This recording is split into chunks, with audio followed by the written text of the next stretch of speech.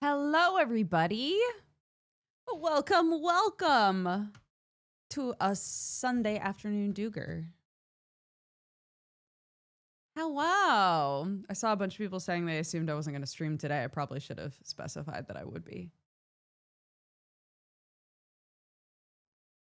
I'm still trying to make this camera work. There's something about, well, aside from just the blown out light, there's something about it. Go away. Go away. Go away. Thank you. It's Sam's old webcam. So I snagged it because I've been using a DSLR, which looks great, but takes up a bunch of space while I'm using it. So I was like, if I could have a webcam that's just always set up and I don't have to futz with anything when I need to use it, that would be so nice and helpful. But I'm just having to futz with it a lot. It looks better than it has the last couple of Geekenderses that I've used it on. The focus is better, but the light balance is still weird.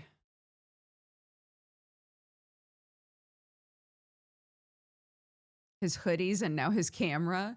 I'm wearing my own hoodie. Thank you very much.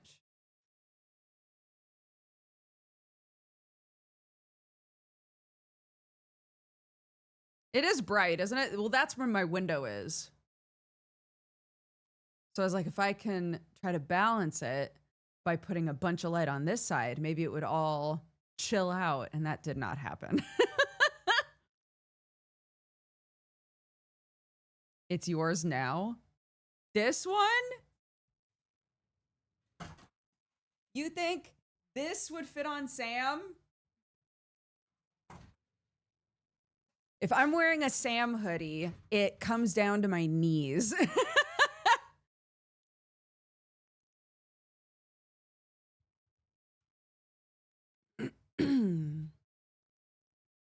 I think he'd look great in that. No, this is my fuck the world sweater. Mine since birth.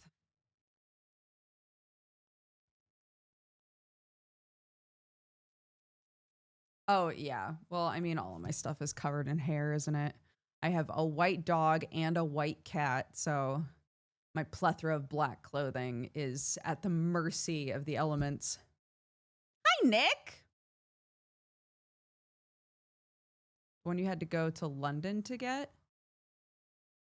The one what? Hoodie? A hoodie I had to go to London to get? I don't recall this. I don't recall this. Yeah, we finished the book. We read all of Frankenstein. And we hit our charity goal. So great success. Our first like proper charity thing in a while. We had a mod meeting today and talked about what we're gonna do next time. So I'm very excited. I'm gonna wait till after the holidays because everybody's strapped for cash around Christmas and December in general and January. So it won't be, you know, it won't be right away, but we're in the planning stages for the next one, the next slice of strife. It was very fun.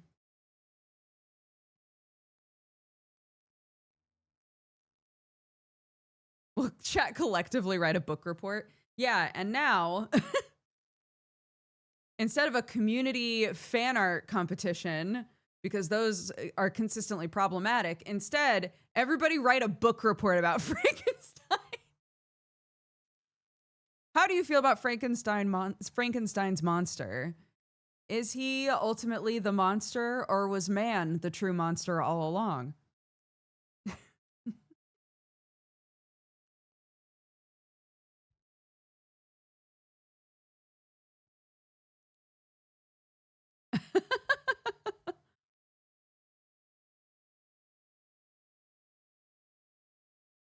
Spoilers. You should have been there.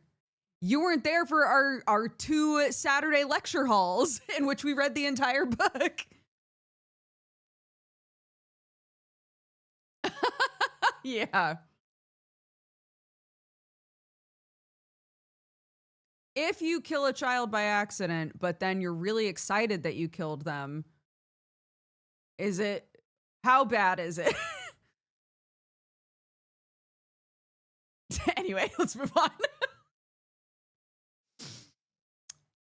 That book was a trip. Pretty bad, I agree. pretty fucking bad.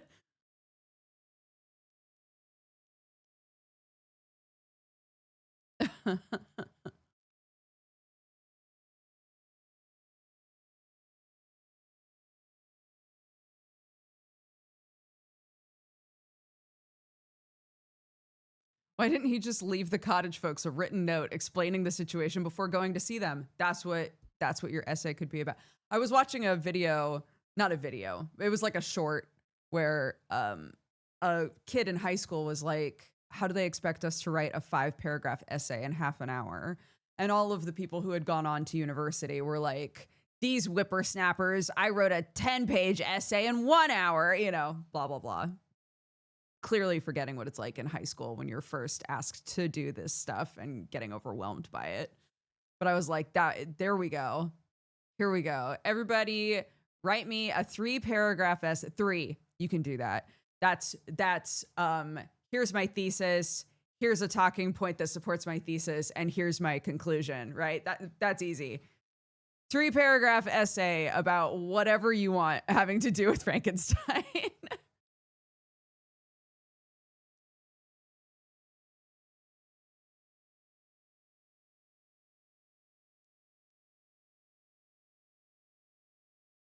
Did we ask if the child had bad vibes? How much of a dickhead was this kid? What are the variables?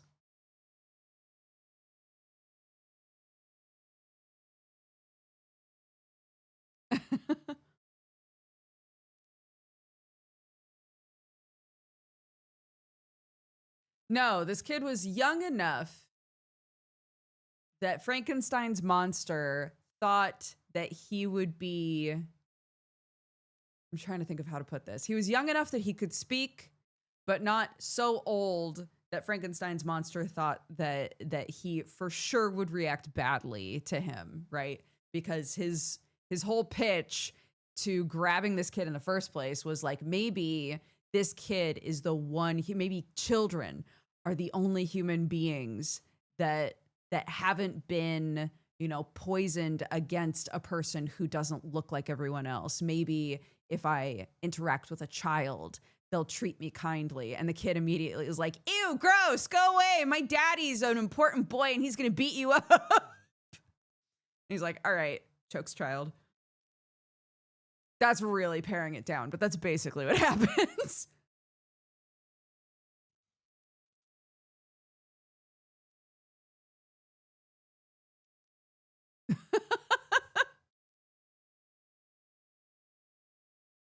Moral discussion on dating the monster. Oh my God. Or what we brought up while we were reading. All of the points in which Frankenstein's monster happens to slip into current modern day incel rhetoric.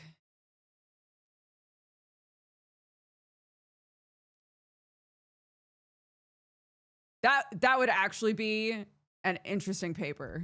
That's free. Somebody can take that if you're still in school. So he did have bad vibes. The kid? Sure. I mean, he was a kid, so.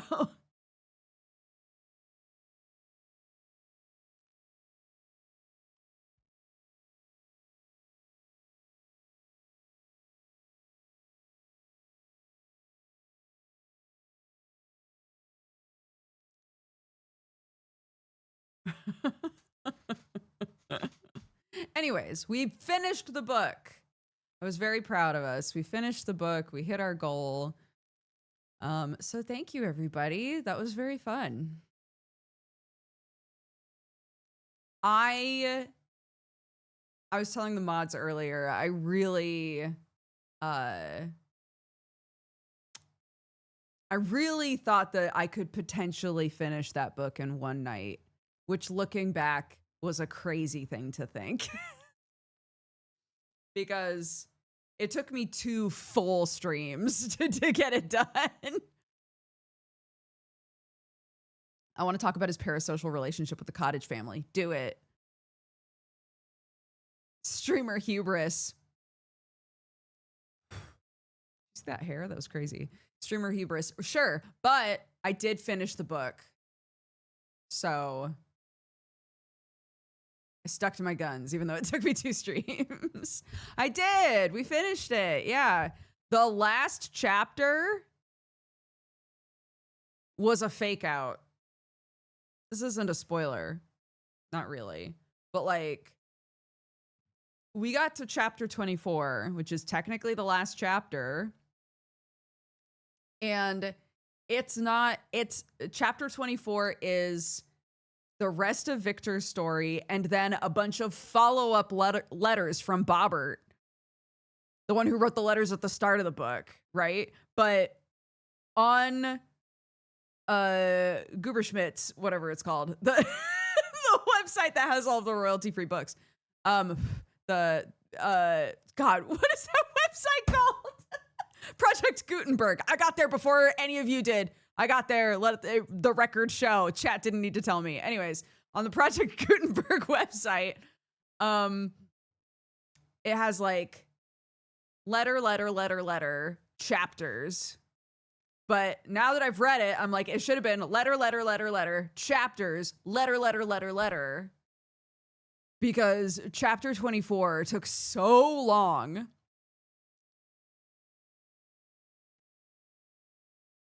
I'm mildly disappointed someone didn't donate 10K to end the book on the last chapter.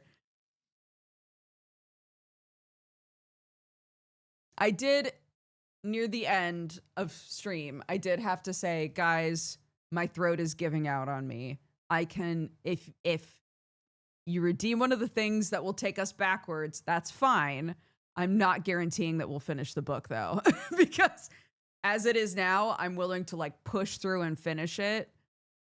But if you make me backtrack, I will lose my steam and my throat will die. Yeah, someone did donate over $1,000, which was amazing.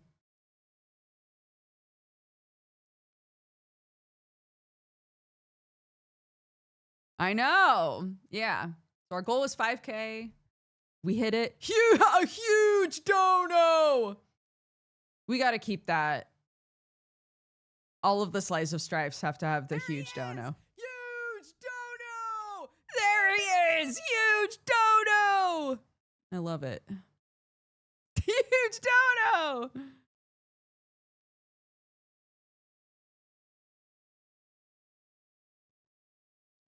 Yeah, I made myself a tea this morning. Clark had never had a tea before. We were discussing tea because my mom's going to be visiting.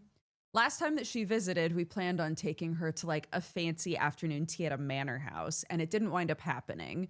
We did do afternoon tea, but just like much more of a low-key thing. So I was like, I'm going to do it this time. I'm going to take her somewhere nice, and we're going to have afternoon tea. So I was booking it, and I said to Clark, would you want to come with us? And my kid, fortunately, is realistic enough that she was like, here's the problem. I don't know if I like tea, and I definitely don't like any of the sandwich shit that they give you. And I was like, do you want to try tea and see if you like just normal English tea? She was like, sure. So I made her some, and she smelled it and was like, I'm good. That it does taste different than it smells. She was like, I'm all right.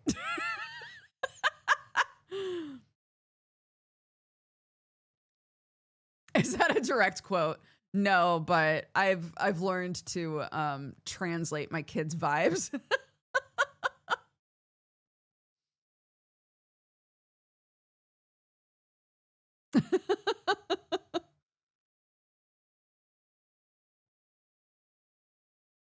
My kid showed an interest in playing some Roblox games. I've been pretty clear on my feelings on Roblox. I do not like it. I think it's very predatory.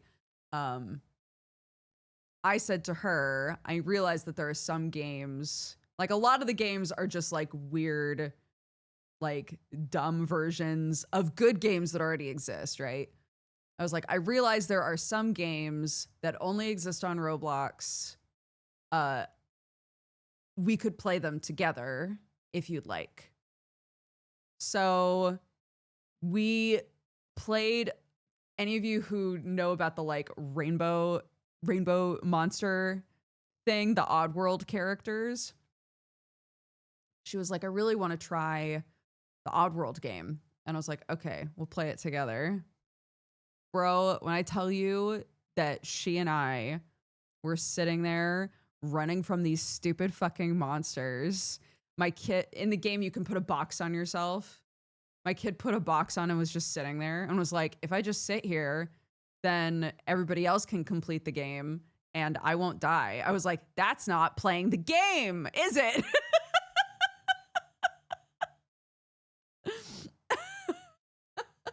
And then at a certain point, she was the only one left alive. I was like, you have to get out of the box, man. You have to get out of the box. You have to go find that last fuse and put it in the thing. You have to get out of the box. She was like, no. It was so funny. It is, I will say, because we've been looking for things that are like age appropriate spooky, it is like the perfect spooky thing for her because these things, they chase you, but like slow motion chase you. They don't look scary. The scariest part, literally, because we only did chapter 1. There's like 2 games, chapter 1 and chapter 2. We only did chapter 1. The only part that made her like fucking panic is the end. You're like running through vents to get away from one of the monsters. And she hasn't fully grasped the like 2-hand system of like one hand is making you go and one hand is helping you look around or like turn your body. So she was just running forward and kept just not going anywhere and would panic and be like, I don't know what I'm doing. That was the scariest part for her, 100%.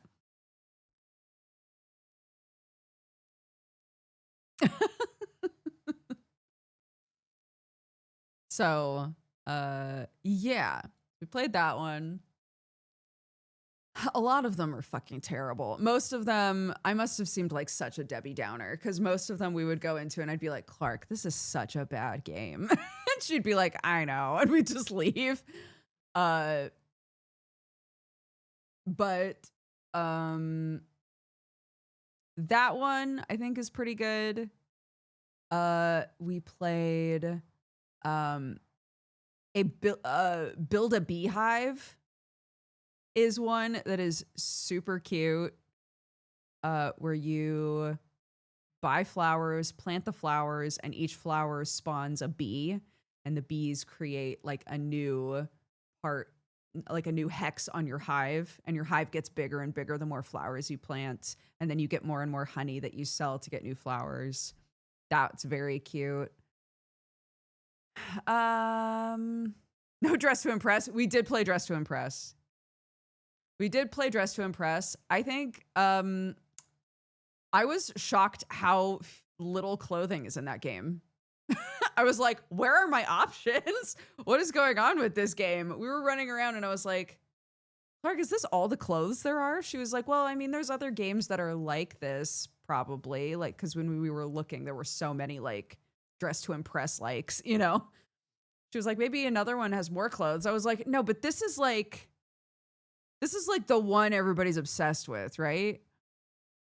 Where are all the clothes? And the more that I played, the more I realized they have a system in there that's like, there's a whole section of the way that Dress to Impress works. Hi, Octo. The way that Dress to Impress works is there's a theme for anybody who hasn't watched it. There's a theme that pops up each round, okay? So say that the theme is fairies. Then everybody puts on an outfit that evokes fairies. Unless you're goofing and then you just show up as Rumi from K-pop Demon Hunters every single time, which is what happened in our game. One person was just Rumi from K-pop Demon Hunters every single game. And we were like, bro, Move on. Anyways, so a theme pops up. You have, I don't know, 5 minutes, 3 minutes, somewhere in there. You have a certain number of minutes to put together your perfect outfit to suit that theme. And then once the timer's up, you go one at a time down like a catwalk, and you have little buttons you can press to like do dumb poses. And everyone votes on what the best outfit was. Okay. So the section where you're making the outfit, you're in like a giant closet. And I realized after I complained about there not being nearly enough clothing to make as cool of outfits as I wanted, I realized 2 things. Number 1, there is a whole like second part of the closet that is paywalled. So if you are willing to pay to be like a Dress to Impress member, then you can go in there and use all of that clothing, right? And then also they do the classic like thing where you can earn stuff. So the longer you're playing, the more often you're playing, you basically get like achievements or earn rewards. And then there are special closets you can go into to change into your reward clothing. So I was like, okay, so when you first start playing, there's not nearly enough clothing. I was like, I want this to be more fun, because one of the themes while we were playing was day at the beach. And I tried to make myself look like a crab. And I did not have enough options for that.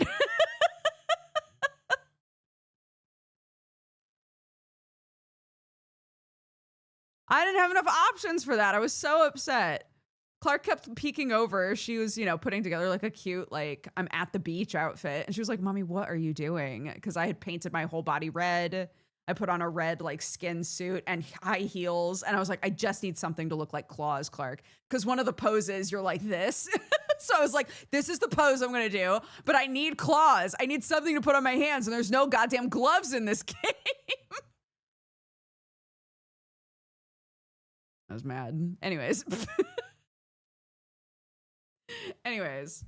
Yeah. How do you balance deciding something like Roblox is not okay while not alienating your kid from her peers that are engaging with Roblox, etc.? So the way that I've approached this sort of stuff so far, and I realize that it will get harder as she gets older, because the older she gets, the more she's going to be like, my mom doesn't fucking know what she's talking about.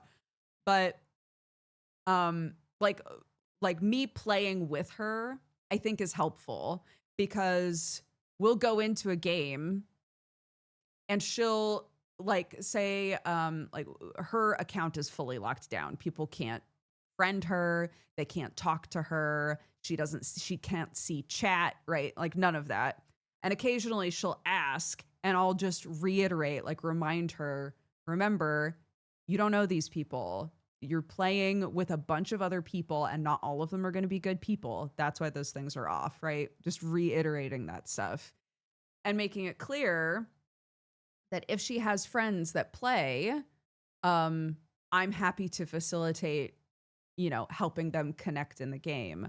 But it's important for me to know what she's playing, because occasionally we'll go into a game and I'm like, what is this? Like, no.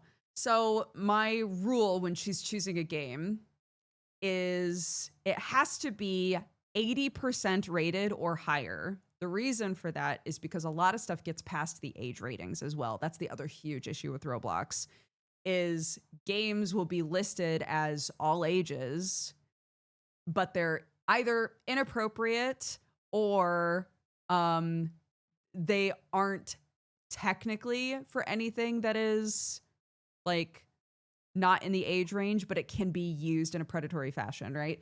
So a lot of those games are going to get downvoted because people are going to be like, what the fuck is this? So I was like 80% and above, you can choose a game. If I say we're not playing this, we hop out. right? And I'm pretty open to dumb shit as long as it's not broken or inappropriate shit. The number of times we go into a game and it's broken, I'm like, honey.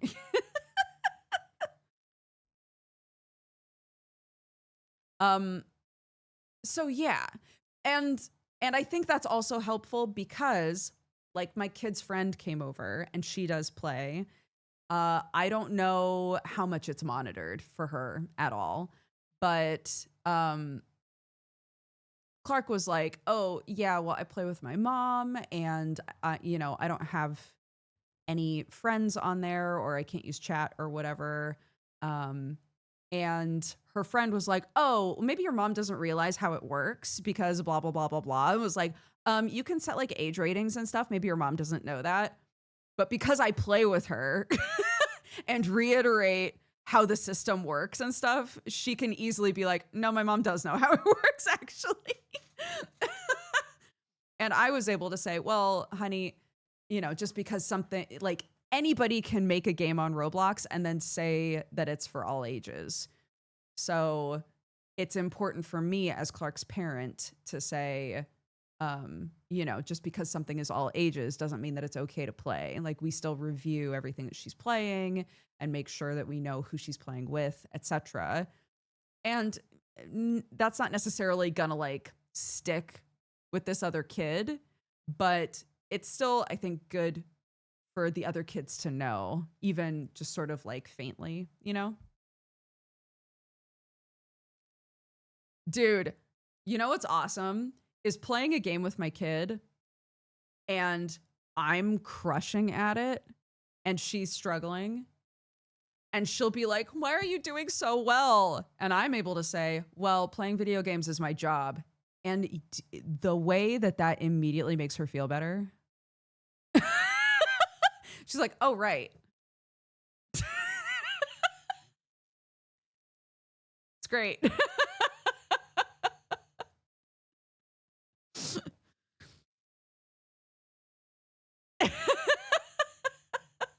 Like I play games every single day, honey, and I'm almost 40. So that's why it's easier for me. It'll get easier for you really fast, don't worry.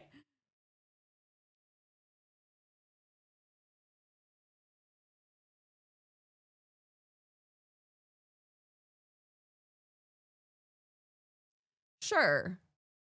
It's hard, isn't it? Because at a certain point you have to be like, "Okay, I have less or no control really over how they're engaging with other people in the things that they use, right?" So this point now is when I'm trying to lay groundwork. This point now is like, well, let's think about how this thing is utilized. Let's be careful about how we're giving information to other people. Let's be careful about who we're talking to. Let's, be more protective of ourselves, because there are so many ways that people and other players and games and AI and all of these things have direct access to us. So being in control and aware um, of how we willingly give information is really important, right? And hopefully, as she becomes a teenager and is like, "Oh my gosh, I can now have social media or whatever," hopefully she'll have the foundation of like things to keep in mind. Kids are gonna make mistakes and do stupid shit. It sucks that now a lot of these mistakes and stupid shit are happening on social media because that's there forever. Um, but I do think there's a certain amount of just like, I'll do my best to help you think through this stuff so that once you're in control of all of that on your own and out there doing whatever with your friends, that you can make good choices for yourself.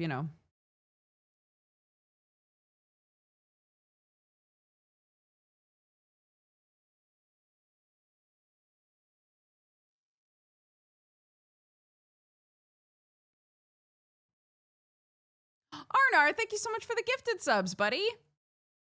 Hope you're doing okay.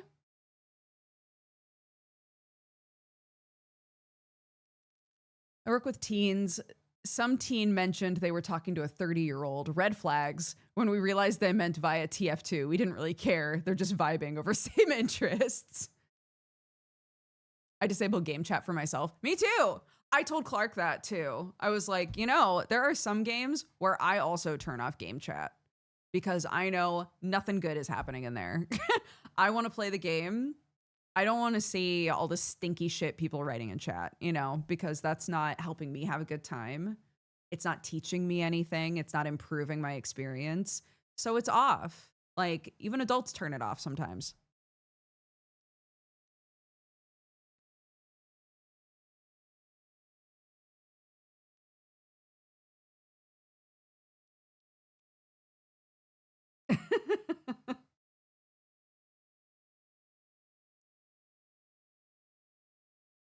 I've played enough Dota 2 to know I don't want chat in some games. Yeah.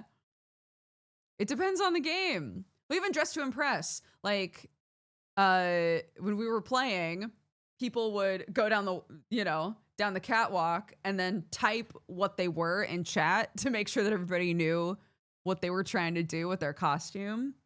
And I would read them, and Clark was like, "What are you saying?" And I realized, like, oh, well, she is missing out on this part of chat. But it's not worth turning on chat for the entire game just for her to be able to see somebody show up and be like, "I'm Rumi from Demon Hunters." Again, like, it's fine.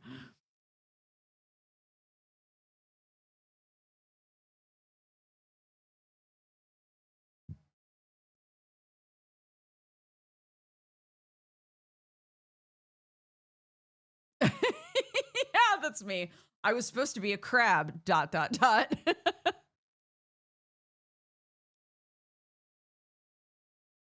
But I'm glad that she and I are normalizing playing games with each other. And again, I'm not under any delusion that she will want to play games with me forever. But at least for now, while she's kind of learning how online games work, I'm happy to be somebody who's always with her while she's navigating that. So that if she wants to talk to me about it or ask me questions about it, I'm there and I'm literally playing with her so I can answer, Bro, oh my God. We went to see the Gabby Cat movie yesterday, which was very cute. And I'm absolutely in a good place because I sobbed through the whole ending of the movie and it was fine. And I'm doing great, actually. Out of the 3 members of my family, I was the only one that cried. I'm good. Okay. I'm doing fine. So yeah, we went to see the Gabby Cat movie and it was cute. The song, the only thing I want to talk about regarding this movie, the song that played during the credits as we were leaving the cinema, I was not paying attention. But Clark stopped in her tracks and was like, "Why are they saying Skibbity Cat?" And I suddenly like surfaced, started listening. The song during the end credits was just someone saying Skibbity Cat over and over again. Yes, fucking way. Clark was like, "Why would they be saying that? Why would there be a Skibbity Cat? That doesn't make any sense." I was like, "It doesn't, honey, and I want to leave as soon as possible," actually. This game really had a lot, or this movie really had a lot going for it, but we have to leave now.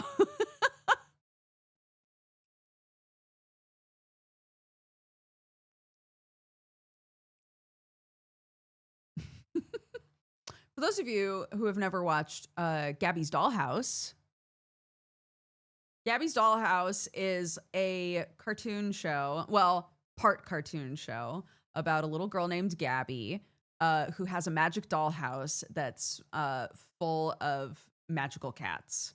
And she does like a little song, and she transforms herself small and goes into the Gabby dollhouse and plays with all the Gabby cats.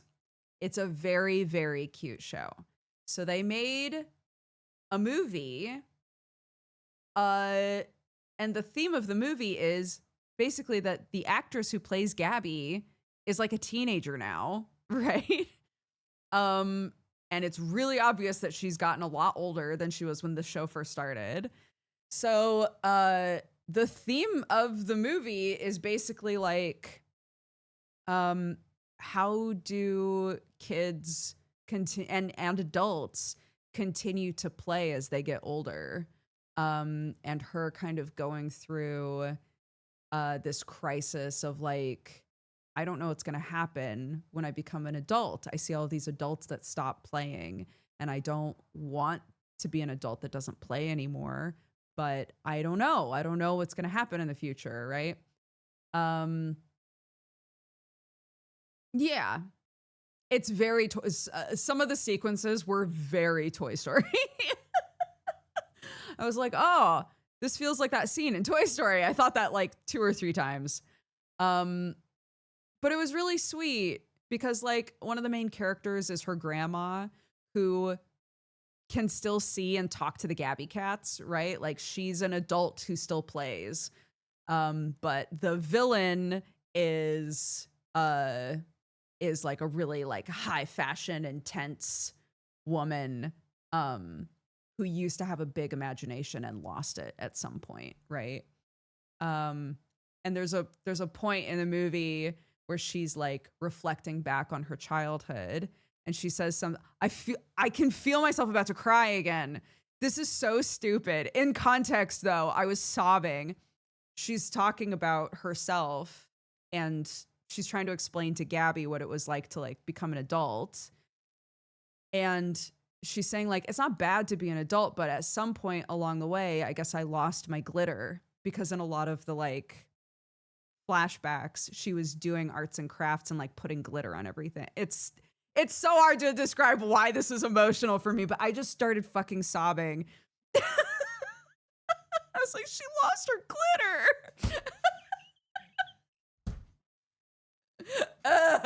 Anyways, look at me. This is so stupid. So yeah, I thought that it was nice because I think in Toy Story, a lot of the stories result in like, well, yeah, and eventually you grow up and you stop playing, right? And I liked that this one was more along the lines of, you don't have to. Sometimes playing just looks different as you get older, and you can make the choice to keep playing and being creative and things. Those are things that you can like willingly leave behind or willingly hold tight to, you know. It's cute. It was a cute theme, I think.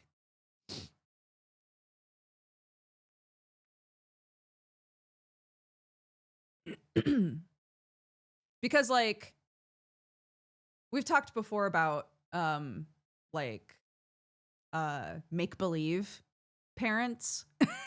Not as in the parents themselves are make believe, but like I feel strongly that some parents really enjoy make believe and some parents fucking hate it.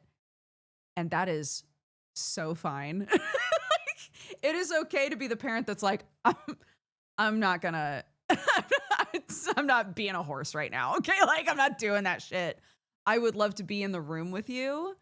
I would love to do arts and crafts with you, you know, but I don't like make believe. I think that's fine. I don't think every parent needs to like go whole hog on make believe, you know?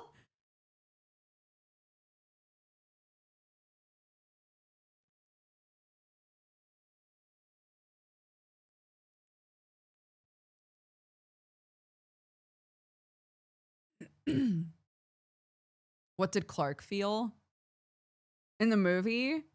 Um, She had spent the entire morning eating about half of her Halloween candy and then came to the cinema, ate a hot dog, and proceeded to not be able to sit still for like 2 hours. So she didn't feel much of anything. Or maybe she felt too much. It's hard to say. All I know is every like 5 seconds, me or Sam was having to be like, honey, because she was like flopping all over the place, using her chair as a slide. She was like, God, just so much through the whole movie.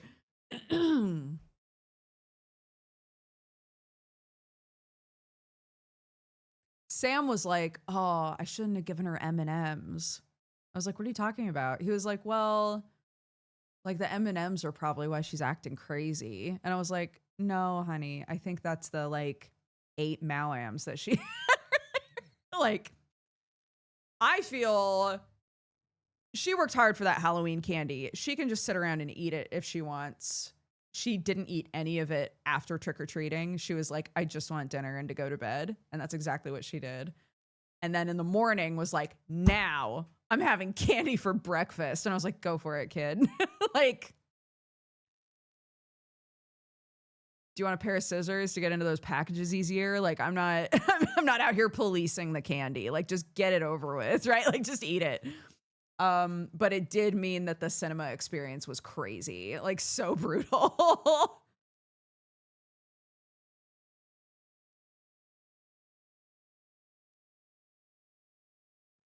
Mhm.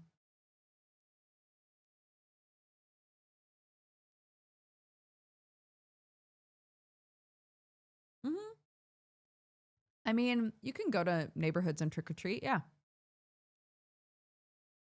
Clark asked if we could go to America next year again, though.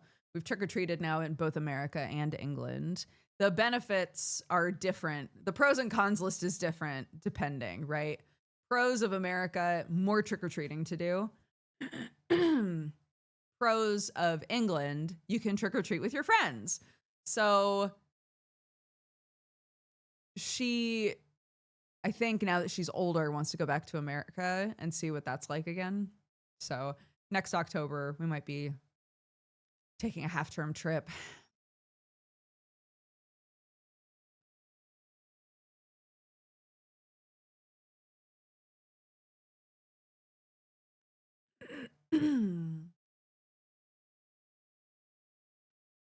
Oh, that's a cute idea.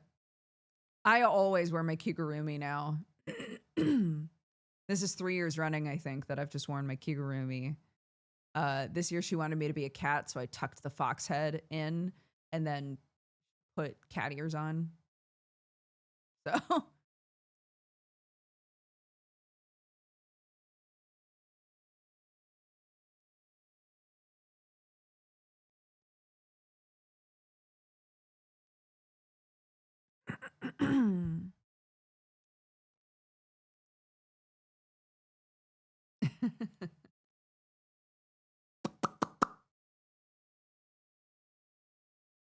I saw you at the first PAX South in that Fox Kigu.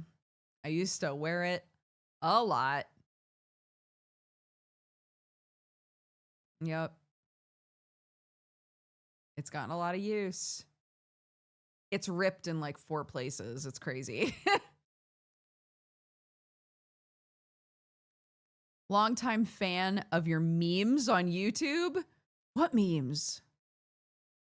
Do I have memes on YouTube? Also, hello. Welcome. I hope you're doing well. Who, me? Did you ever go see the Moomins?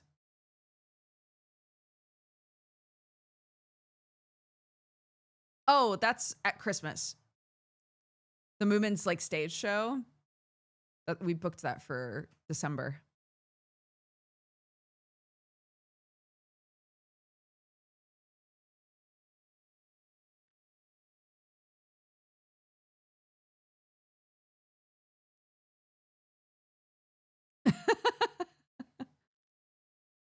Did you find the OG Kigu? No.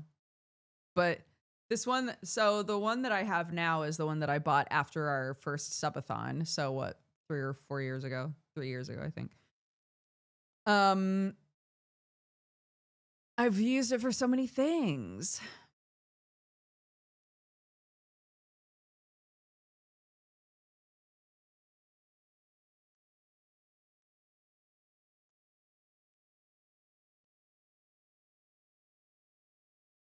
Show us Doog memes. There are gifs of me that became really big.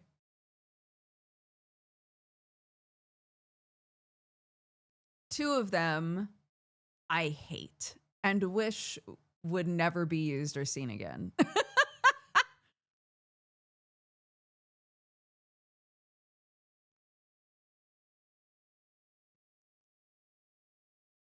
These, they are hexagon cork swords, cork boards, yeah. And everything on it is a pin. I had a huge box of pins and no homes for them.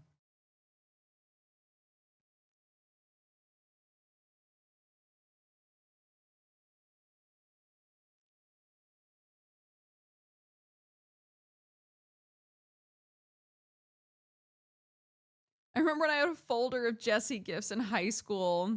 Love that. Back when we had to save everything to use them as reactions.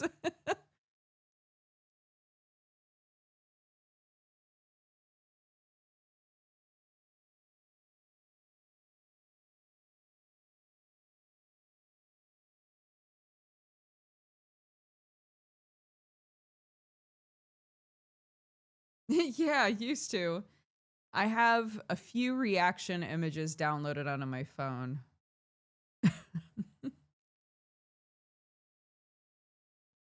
No, these are like 12-year ago memes. One of them, I don't even know how to describe it. I don't know how to describe either of them, really.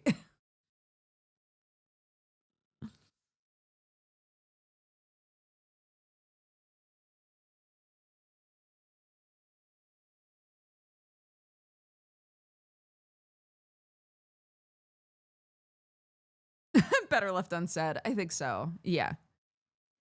I think so. We don't need that. We don't need that anymore.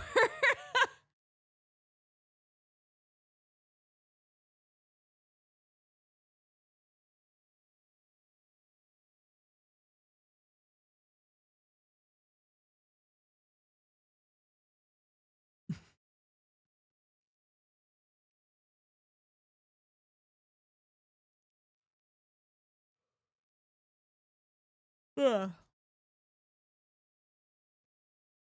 My kid asked what a zoomer is.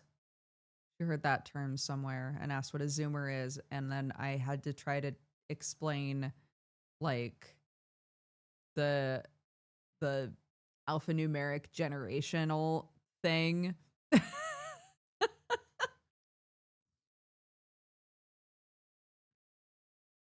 I was like, we've come back around. You're Gen Alpha. She was like, okay, like wolves. I was like, sure. Is the Slav squat an approved meme? Yeah, that's fine. That's pretty recent. That was fine.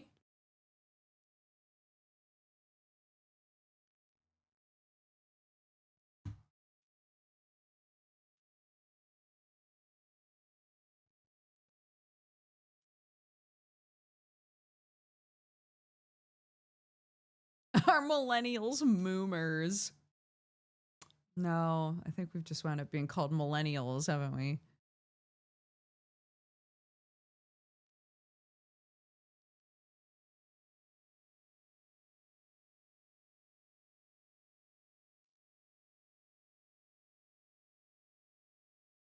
I know alpha wolves are a myth, but she knows the word alpha from people talking about alpha wolves.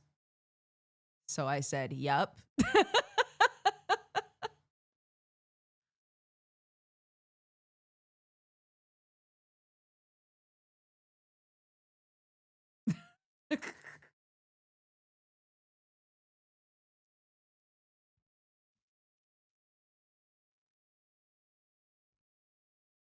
I like the word millennial too.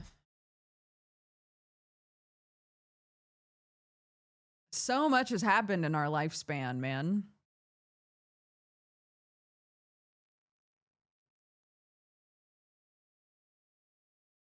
We were there for everybody thinking the entire world was going to collapse after we hit the year 2000.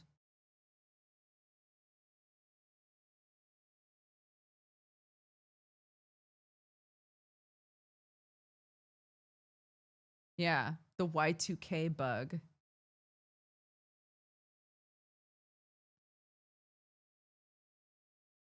And in 2012, I don't remember that. I don't remember us doing that again in 2012.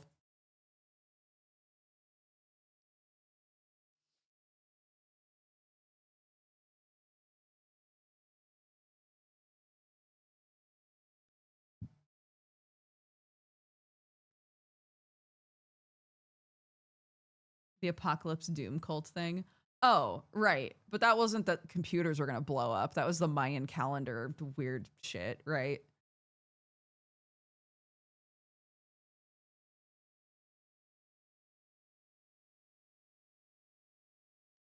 Somebody said, and then that happened again in 2012. And I thought they were saying, we all thought computers were going to blow up again in 2012. And I was like, I do not remember that.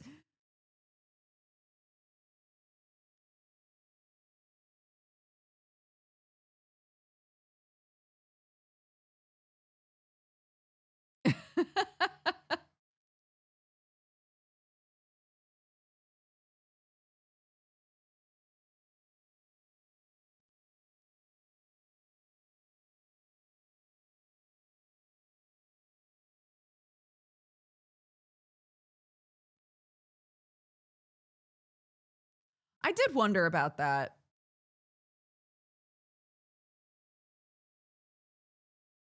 Because when we hit the year 2000, Y2K, if you will, when we hit the year 2000 and nothing happened, everybody was like, oh, I guess we didn't need to be worried anyway.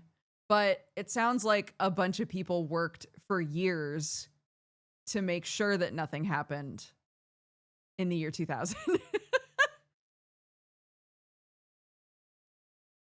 So it's interesting to me, and I guess also kind of sad, that if a bunch of people were working on it and fixed it before the year 2000, and then everybody was like, oh, I guess we had nothing to worry about. Nothing happened. Okay. But they didn't immediately jump to, oh, I guess they fixed it in time.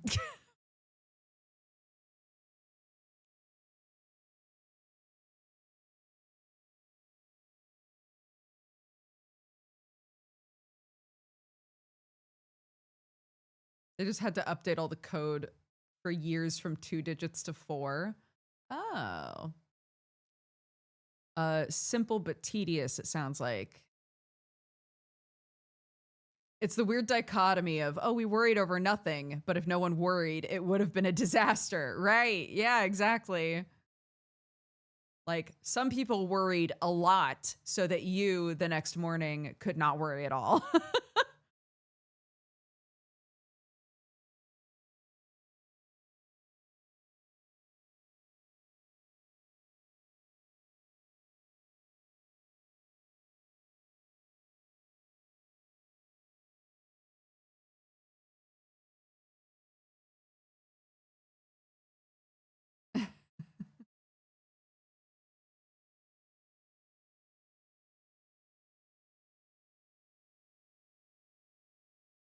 Yeah.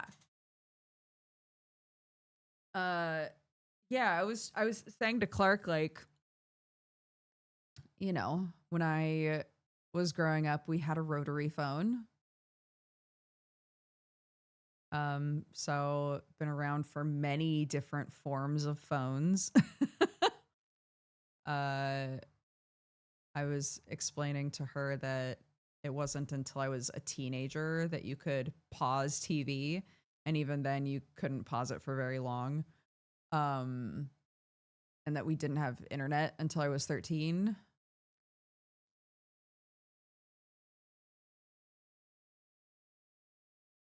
All that stuff. Because occasionally she'll talk about something, you know, like something that happened in the past. And she'll mention, like, why didn't they just do this? And I have to remind her, well, honey, they didn't have phones, or honey, they didn't have TV yet. They were still listening to the radio, or, you know, like that sort of stuff. Like contextualizing technology is really interesting when you're talking to a little kid. Hello, I'm right here. Thank you.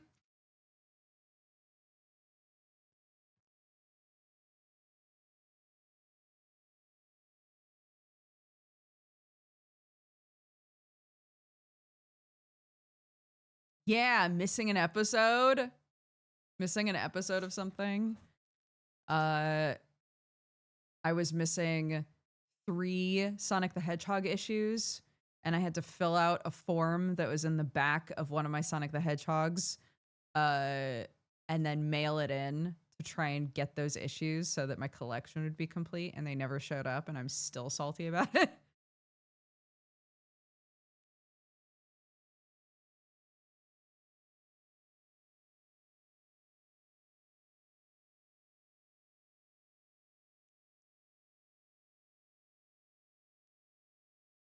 Yeah. Buying a TV guide because you're like, this show that I used to watch isn't showing up anymore. Did its time slot get moved? Or did it get canceled? And needing to buy the TV guide so that you could look through it and see if it was showing up at a different time slot or on a different channel.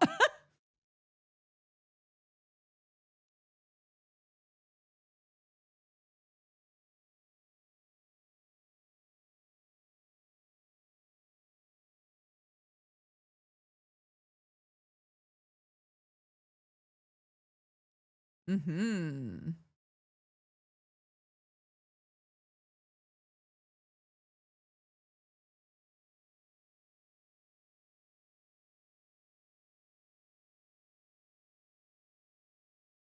I love flipping through the TV magazine and planning ahead what I wanted to watch. Yeah. I'd like look for my favorite shows and then be like, oh my gosh, this show is going to be on this channel at 8 p.m. on Friday. I'm so excited.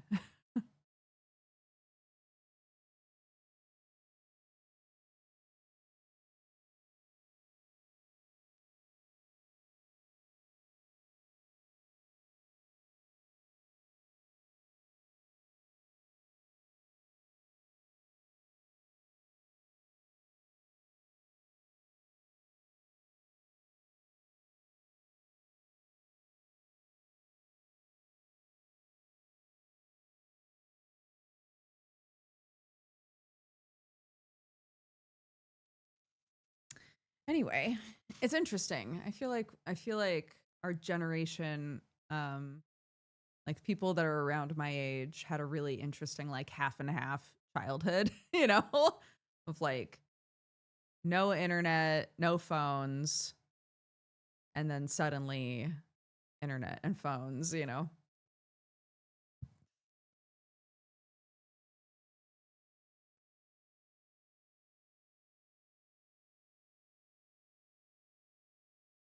All this excitement from chat is wholesome, but also, is this how grandparents feel about talking about the good old days? Probably, but also you have to remember that technology moves faster and faster and faster. So, um, like my grandparents didn't experience as many technological overhauls as I have, and I've only been around for 37 years, you know?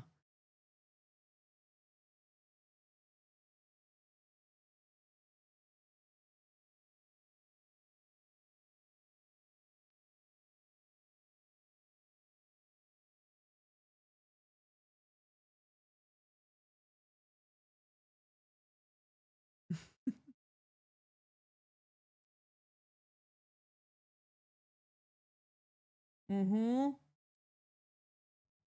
Oh my God. Me sitting at the family computer trying to learn HTML, my brother coming in and being like, you've been on the computer for like 2 hours, get off. I'd get off and then like half an hour later go back up there and be like, are you done? And he'd be like, no, go away.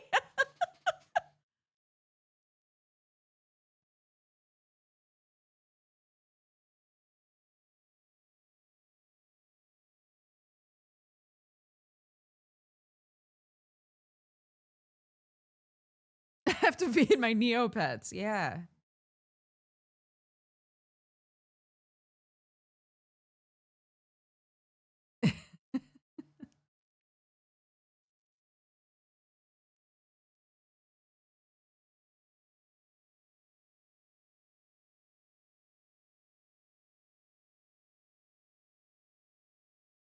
IRC, man. I use IRC for very specific things.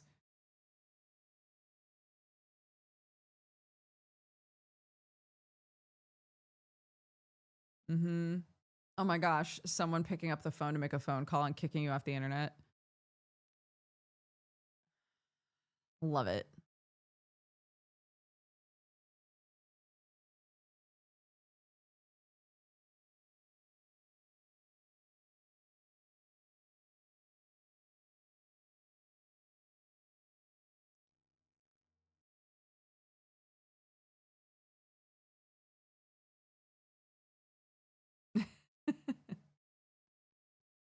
Dragging the family phone into the closet for privacy when talking to your friends. Listening for the static to see if somebody's picked up the phone somewhere else in the house and is listening to your conversation.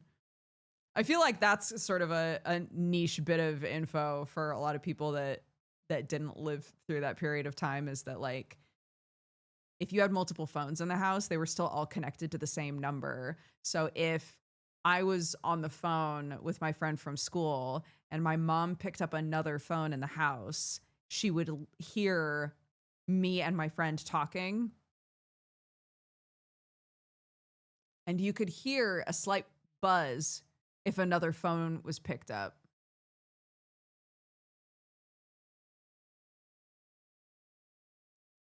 My friend had her own phone line and we all freaked out. Yeah. Damn. Oh, you rich. Going into somebody's garage and seeing the in-garage freezer. Oh my God. And it only has drinks in it. How rich are you guys?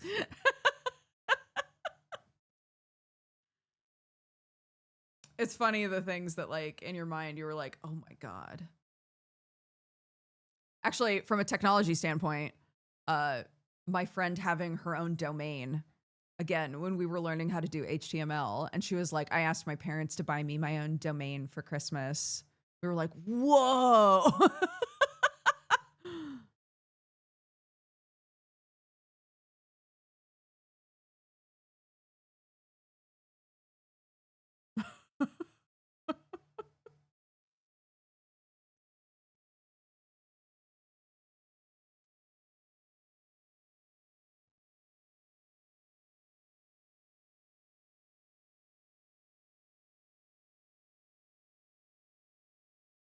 Yeah, it always, and I've talked about this before.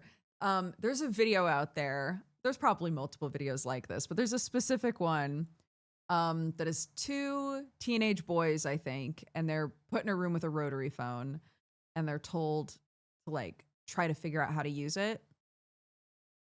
I think that video is fascinating, and I got really pissed reading the comments because it was a lot of people like, these fucking young idiots don't know how to use anything, right? And I was like, why the fuck would they know how to use that? Isn't it so much more interesting to watch someone slowly figure out how to use old technology? Isn't that so cool? That's what I thought the value of the video was, is like, these kids had never seen this type of phone before. And you could really see them working through like, how does this work, right? Being given a phone number and saying, this is a phone, figure out how to call this phone number, was so cool.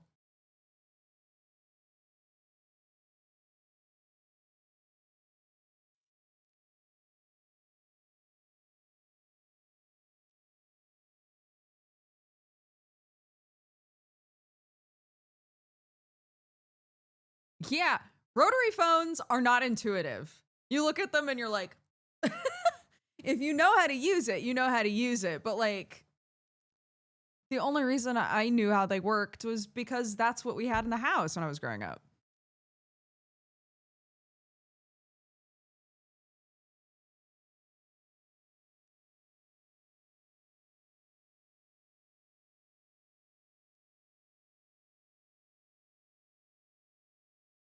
Yeah, there are things that you can buy. I was looking into them. There are things you can buy that they're basically like Bluetooth dongles that you can attach to um just like a normal phone. Like say that you bought a rotary phone. There are Bluetooth dongles that you can get and plug into them, and then any calls that come to your cell phone will go to the rotary phone, right? So, because I was looking into, is there a way to basically turn my phone into a landline? If I was like, I don't want to have my phone on me all the time. I don't want to like have this feeling of like this, like, it's just always in my hand. I don't want that anymore. I want to be able to put it away when I'm home, but still get phone calls. Um, and there are options for that. Yeah, you can buy a phone and basically turn it into like a speaker, a Bluetooth speaker for your actual phone.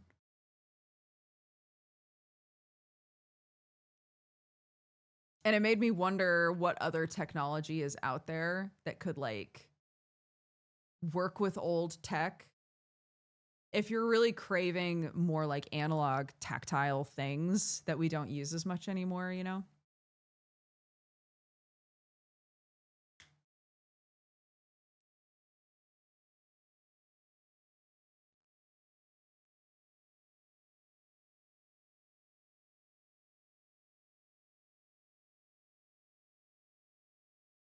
I want to convert an old timey TV into a more modern inside as a pet project. There's a lady that I watch who is doing um like a like an old timey themed room in her house, and she did that sort of a thing where like you could get like her, like TiVo or whatever they had set up in there.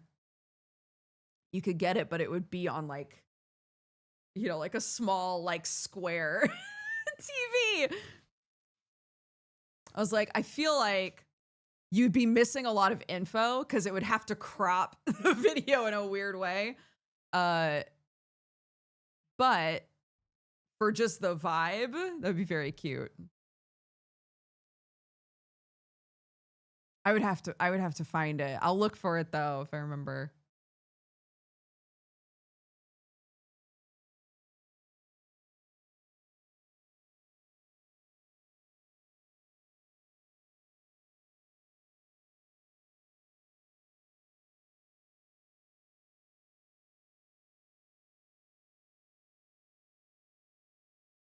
Yeah, the ideal for me, I think, would be like a landline connection for my cell phone so that I could just put my phone in a drawer, maybe next to the like landline.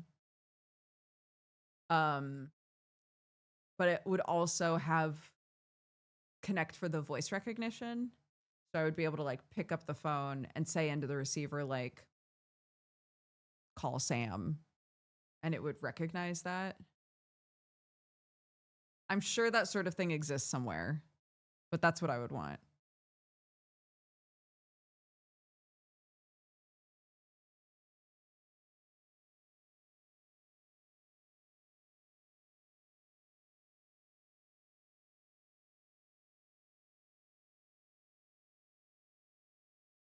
When I was in animation school in the early 2010s, we were still learning 1 by 1.34 or whatever screen ratios. And by the time I graduated, we worked in widescreen only.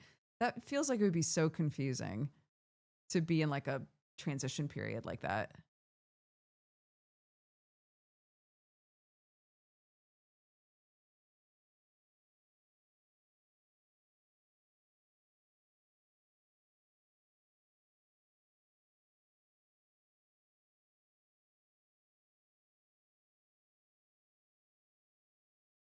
It's handy if we had power outages that affected mobile connections. Right.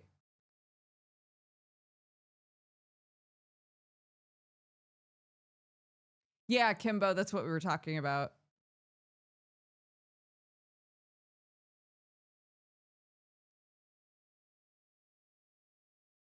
Why is it so hard to buy a modern appliance like a dishwasher that doesn't require you to connect your phone to it to use all the features? Oh my God. every single, if you go to buy a washing machine, pretty much all of them are now like, and you can connect your phone. Gotta tell you, never once. Never once. The only time I saw the value was when we had a dual washer dryer, because I was like, I could see you washing your clothes, getting a message to your phone saying, hey, the clothes have been washed, and then being like, great, dry it now, right? But like, what else do I need to tell the washing machine to do?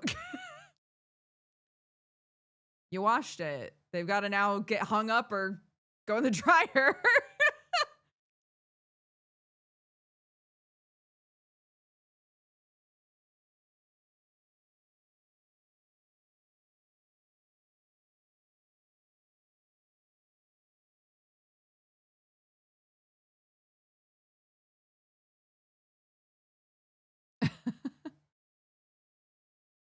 Yeah, I think it was JP. JP, when he got a new fridge, was like, I can watch movies on it. And I was like, why? It's a fridge. I don't understand.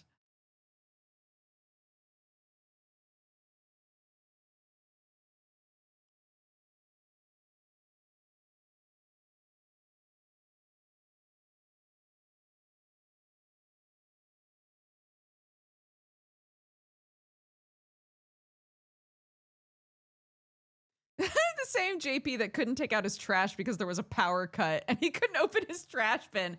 Yeah. His old house was like entirely like a smart house, if I recall correctly. And I remember saying to Sam, like, I would rather die. Like, I don't want every fucking thing in my house connected to the internet. No, thank you. No hate if that's your house, but like, that would stress me out so bad.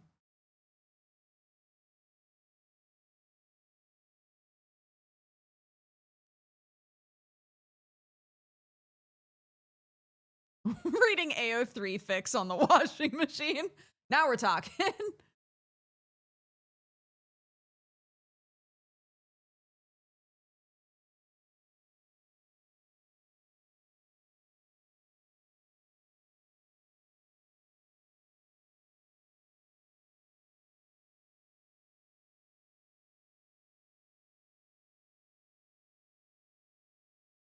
Yeah. When we moved to England, I refused to buy another like smart speaker. I just don't want that shit in my house anymore. I'm not like a paranoid person. I just don't want it. I just don't want that shit in my house anymore.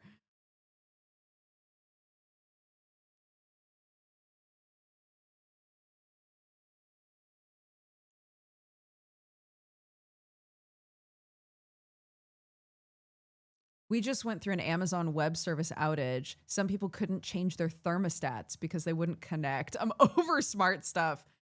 Yeah. Things like your thermostat. If your thermostat is set high and then it gets stuck there, or vice versa.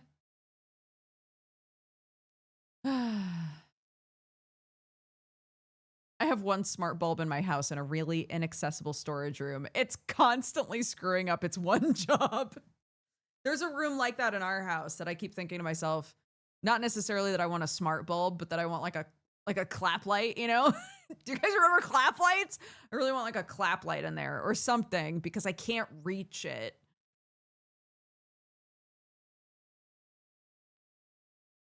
Clap on, clap off. The clapper.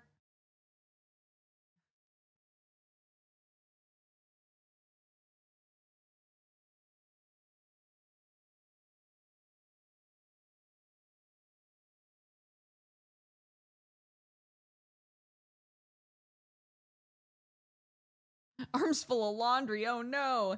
It's the closet that I've got all of our like paper products in. I just bought like half a year's worth of toilet paper and stuff so that I don't have to think about it for a while. Cause the I swear so often we just run out of toilet paper. And I'm like, I don't know what is going on in our brains that is keeping us from buying toilet paper before we've just run out of toilet paper, but I'm over it now. So I just bulk bought a ton of toilet paper. I looked up, on average, how much toilet paper do 3 people use in a year? And then I bought half of that. And I'm going to reassess. I'm going to see how long it takes us to get through all of that toilet paper and then be like, okay, so we didn't use as much as they thought. Or, okay, we used more than we thought.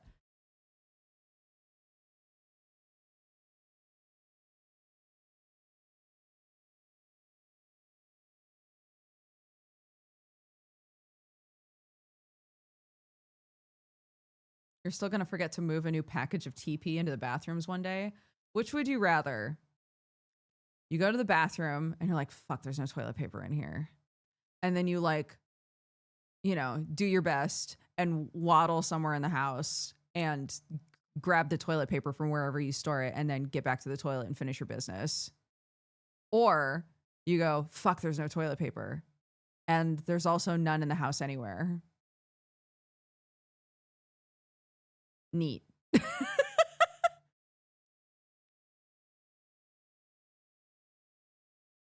Guess I'll go in the shower and then go to the grocery store.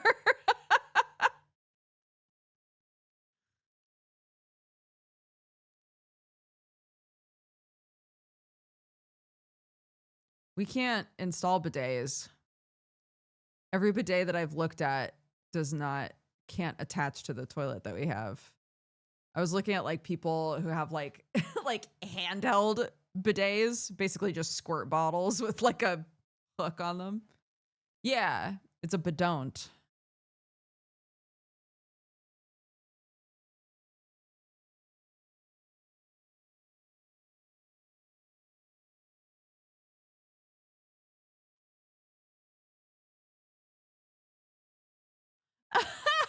I'm at the point with toilet paper hell where I'm about to buy toilet paper with different designs for each person to figure out who the fluff is using it all up. That's pretty funny.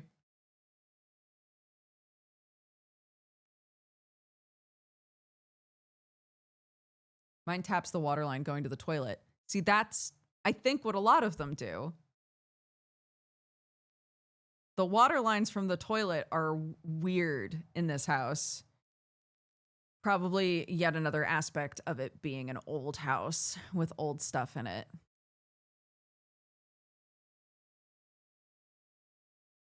Sam daydreams about replacing all of the toilets in this house.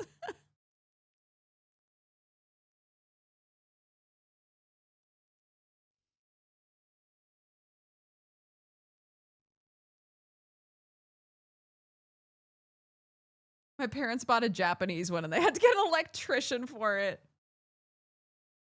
Dodger's house is built in the dark ages. It's not ancient.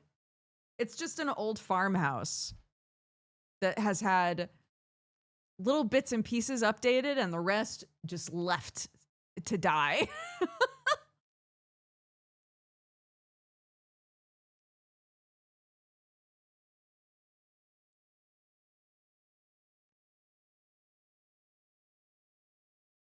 How much of your indoor plumbing runs directly outside the house and down the wall?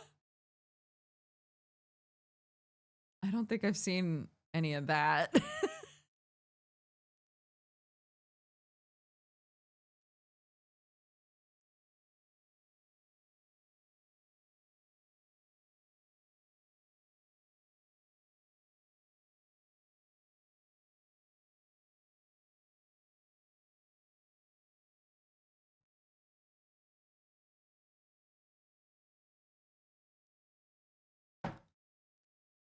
Ah.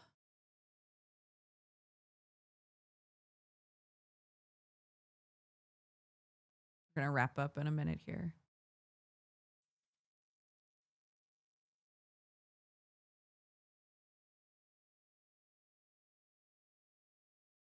I believe we have Sunforge tonight, but it's not going to be our Halloween episode because nearly everyone did not have their costume done. In a shocking turn of events, Sam was fully prepared. I was not. Neither was Joe. Neither was Bree. Neither was Shane. So, I know. Sam had everything ready to go.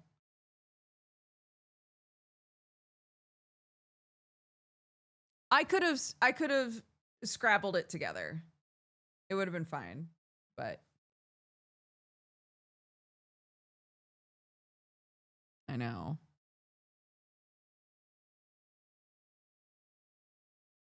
I was Tink for Halloween unprompted. I saw your picture. It was very cute.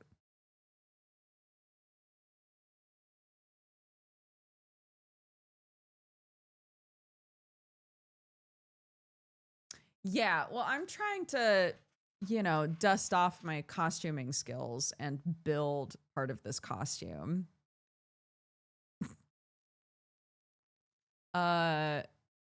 So that's required me to make a pattern. And part of the pattern isn't cooperating, so I keep having to remake the pattern.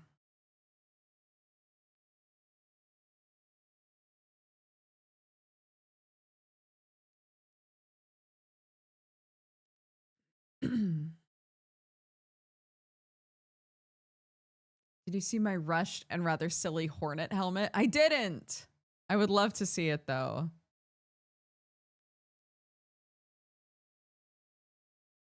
Shaw!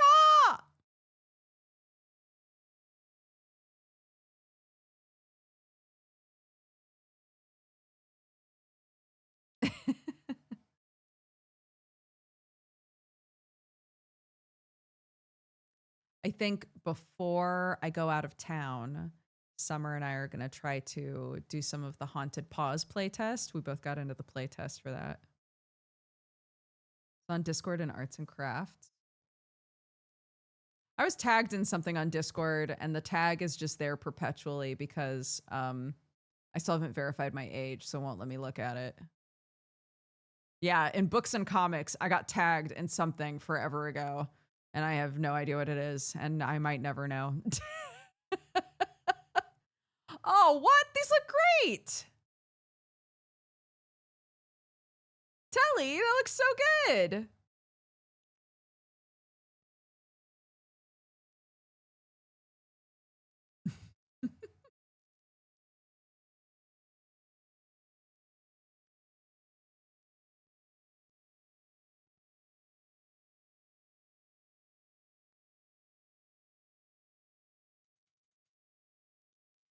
Yeah, well, I was showing, so we all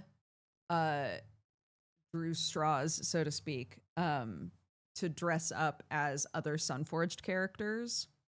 So the character that I pulled, I was like, okay, well, I have stuff that can work for this, but part of this costume I kind of have to build. And we have cardboard, and cardboard is great for building stuff.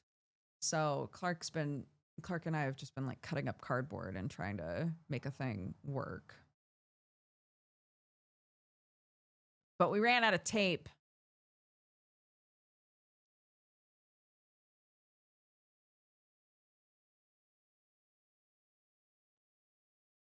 Need more tape, and then I can finish it.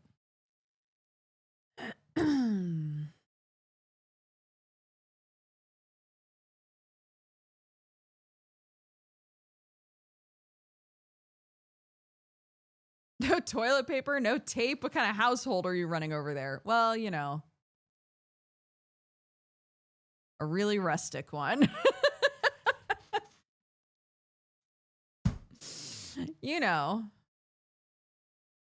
Have I told you about my indoor chicken?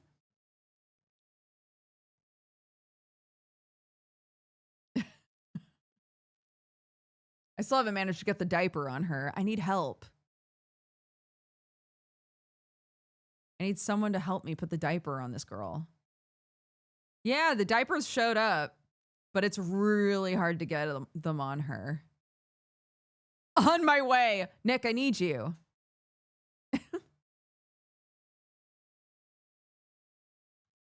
Yeah, we have a really introverted chicken who doesn't like hanging out with the other chickens. So she just comes in our house and just sits in the kitchen. But chickens don't have sphincters. So when she needs to poop, she just poops. And the rest of my family is really sick of walking through the house and being like, chicken poop, points. So I bought her a diaper, specifically a chicken diaper. It's very cute.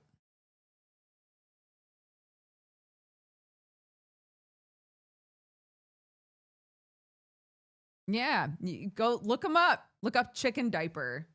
They're a thing. All right, Chris V, thank you for the 50. Bensky for the 111. Biosleep for the 42. Absolute Uppercut for the 2 years. Thank you so much. Happy anniversary. Mail Malay, thank you for all of the gifted subs. Welcome to the Cat Gang, guys. Curryalistic for the 14. Rat Sanctum for the 14. Short Stack for the 3 years. Happy anniversary. Thank you so much. The Ben Jack for the 55. Firestorm for the 67. Dane 1 for the 80. Break Mall for the 92. Arnar for the gifted subs as well. Thank you so much.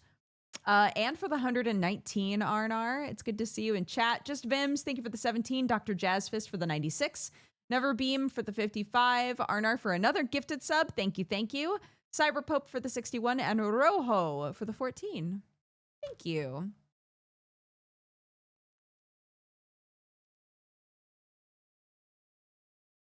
I like that you say the rest of your family's tired of it. Like you don't care about having chicken poop everywhere. I mean, I'm like, okay, grabs paper towel, wipes up poop, you know, like, okay, sprays it with disinfectant. It's fine.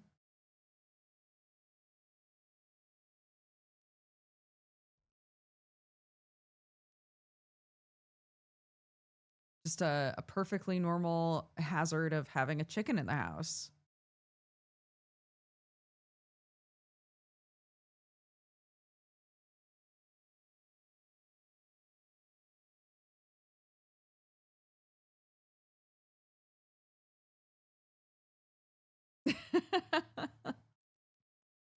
Yeah, fortunately, no carpets or rugs on the bottom floor, so not really anywhere she can go and poop and make like a bad situation. It all wipes up pretty easy.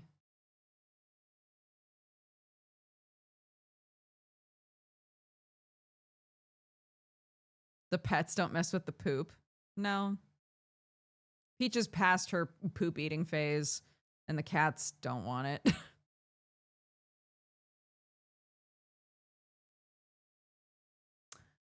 All right. Is Joe live?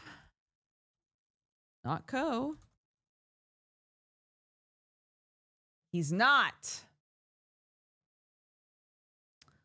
Let's see. Any of the Toxic Sunday boys live? Benji. We go say hi to Benji. Yeah. Go say hi to the lovely King Bendrick. Thank you all so much for hanging out with me today. I will be putting up a schedule. The next couple of weeks are going to be weird because I'm going out of town to visit my brother on Thursday. So leading up to that, streams might be a little wonky. And then, of course, I'll be gone for a while. I had a talk with the mods about some options that we might have for like some vodcasts and things. So we'll see how much of that we can sort out. But that's for later. That we don't need to be thinking about that right now. For now, go watch Benji. Maybe swing by for Sunforged, and I'll see you guys tomorrow at our normal time because my kid's going back to school. Okay? Okay, bye.